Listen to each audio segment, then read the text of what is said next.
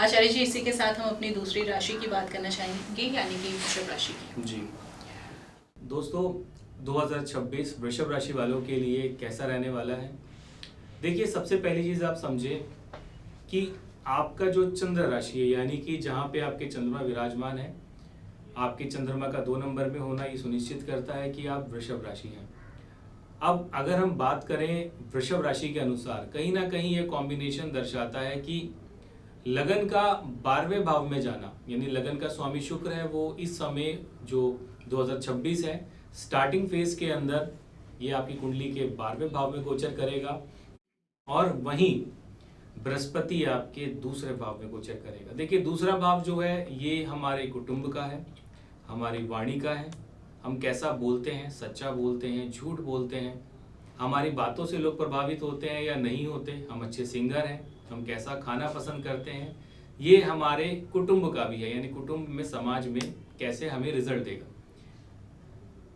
जो दूसरा भाव है, देखिए बृहस्पति का कॉम्बिनेशन है कि जहां बैठता है वहां थोड़ा बहुत हलचल तो मचाता है, यानी कुटुंब के अंदर अगर कोई परेशानी चल रही थी अब तक, तो वो कहीं ना कहीं बैलेंस होगी, धीरे धीरे ये बैलेंस होती जाएगी। हालांकि इस समय जो बृहस्पति है वो अपनी वक्र अवस्था में है, और मार्च के समय, जून के समय माफ कीजिएगा, ये कहीं ना कहीं अपने दोबारा से वक्र गति में जाएंगे 2026 में। तो ये कॉम्बिनेशन जैसे ही वक्र होंगे, तो जून के बाद से लेके जो 3 महीने का जो समय रहने वाला है, ये कहीं ना कहीं कॉम्बिनेशन कुटुंब के अंदर थोड़ी परिस्थितियों को तो नेगेटिव करेगा। यानी पहले, जून से पहले का जो समय है वृषभ राशि वालों, कुटुंब के लिए सही है, परिस्थितियां ठीक है, लेकिन जून के बाद से आप देखोगे कहीं ना कहीं कोई वाद विवाद या कोई ऐसी परिस्थितियां कुटुंब के अंदर कहीं सुनने को आपको मिल सकती हैं। तो थोड़ा ध्यान रखें, अपनी बातों पे अपने आप को कंट्रोल रखें। आप जैसा बात करो बहुत सोच समझ के आप बात करें।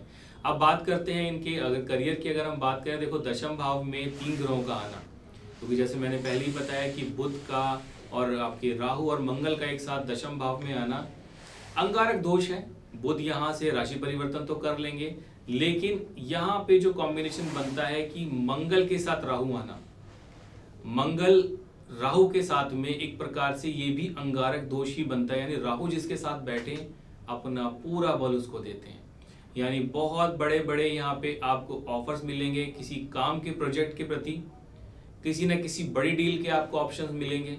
विदेशों के अंदर भी परिस्थितियां जो है वो बहुत स्ट्रांग होने वाली है, किसी नए व्यापार को आप शुरू कर सकते हो।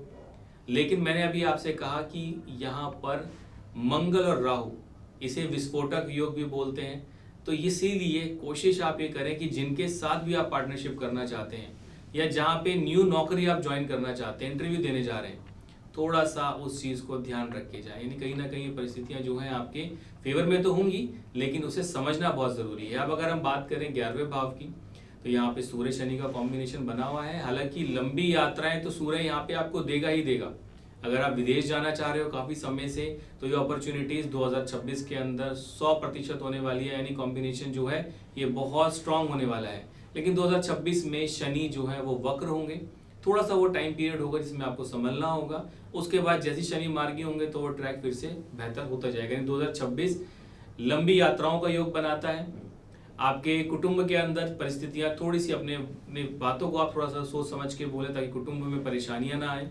12वें भाव में जाना, यानी आपको ऐसे कॉम्बिनेशंस बनते हैं कि देखिए 12वां भाव जो है कोर्ट कचहरी का भी है, हॉस्पिटल का भी है, व्यय का भी है और मोक्ष का भी है।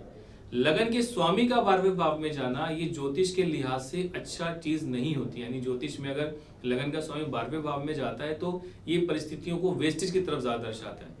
तो इसके लिए मैं कुछ उपाय आपको बताता हूँ ताकि आप 2026 को एक सही रूप में आप लेके चलें। सबसे अच्छा तरीका आप क्या कर सकते हो वृषभ राशि वालों के लिए? सबसे अच्छा तरीका है कि कोशिश करें कि विष्णु जी को, माँ लक्ष्मी के सामने घी का दीपक जलाएं। यानी आप इनकी आरती करें, पूजा करें और घी का दीपक जलाएं, ये बहुत अच्छा रहेगा। विष्णु जी के मंदिर आप जा सकते हो, वहाँ थोड़ी सी मिश्री लेके वो आप वहाँ पे दान कर सकते हो। नहाते समय थोड़ी सी आपने केसर पानी में आप डाल लीजिए, हल्दी आप डाल के पानी में थोड़ा सा आप नहा सकते हो। ये बहुत अच्छा आपके लिए रहने वाला है, आपके करियर वाइज, चीज़ों के वाइज और हेल्थ के अकॉर्डिंग भी ये चीज़ें जो हैं बहुत अच्छी रहने वाली। तो कुल मिला के मेरे हिसाब से 2026-25 के अकॉर्डिंग वृषभ राशि वालों के लिए बहुत अच्छा रहने वाला है।